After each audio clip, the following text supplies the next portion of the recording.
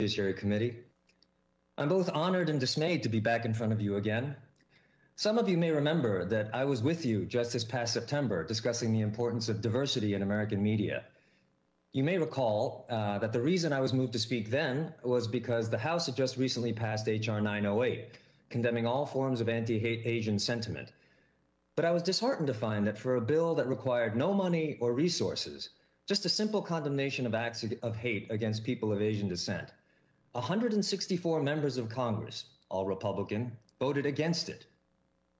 And now here I am again, because as every witness in this hearing has pointed out, the situation has gotten worse, much worse.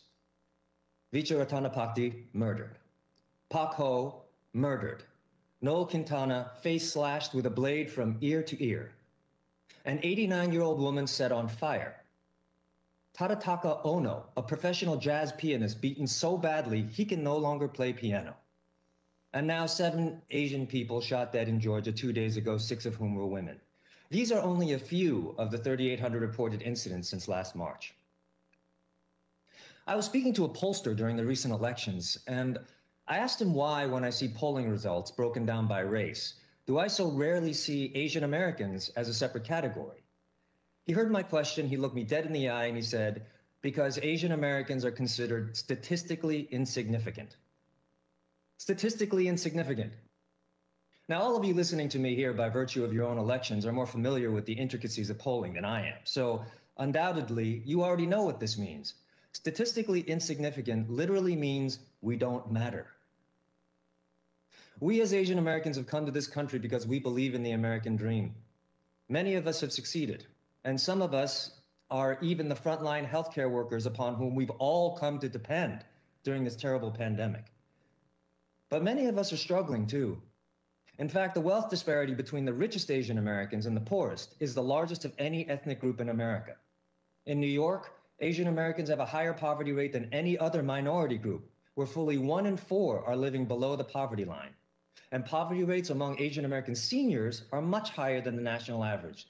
That's something to consider as we watch the most vulnerable in our community get taunted, pushed, slashed, and murdered. Despite this wide disparity of experiences, we continue to be tagged the model minority. We simply cannot continue to live with the myth that the most successful of us represent the totality of us. So we know the hurdles we face. The question for us here is, what can we do about them? One of the places that starts is with education. Let's teach them everything that Professor Lee so eloquently highlighted for us, including celebrating the fact that the most decorated combat unit in U.S. military history was the 442nd Combat Team, a unit in World War II made up entirely of Asian Americans. Now, these are not moments in Asian American history. This is American history. When we are erased from our history books, we are made invisible. And the result, to quote Congresswoman Meng, is that we are perpetually made to feel like foreigners in our own country. Include our stories because they matter. We must also empower our local community organizers by directing funds to areas that have been historically impoverished, not just for the benefit of the AAPI community, but for the benefit of all communities living there, most of whom are non-white. It's no wonder that there's historically been tension among racial groups when the thing they have most in common is poverty and lack of access to services. And there happen to be 2 pieces of legislation before this committee as we speak that deal with these specific issues. One is the No Hate Bill. It provides necessary grants and money to community organizations, counseling for those convicted of hate crimes, and improved data collection for hate crime reporting, among other important services. The committee also has before it right now the COVID-19 Hate Crimes Act introduced by Congresswoman Meng and Senator Hirono. It's crucial that we have reliable reporting for these hate crimes and an infrastructure that makes it easy for people for whom English is not their primary language. Chairman Nadler, you have been an ally to the AAPI community in the past.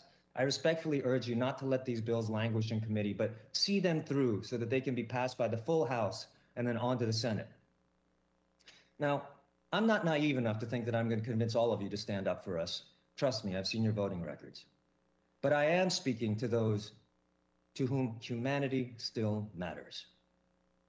In closing, let me just say that there are several moments in a country's history that chart its course indelibly for the future.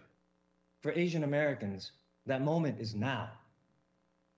What happens right now and over the course of the coming months will send a message for generations to come as to whether we matter, whether the country we call home chooses to erase us or include us, dismiss us or respect us, invisibilize us or see us.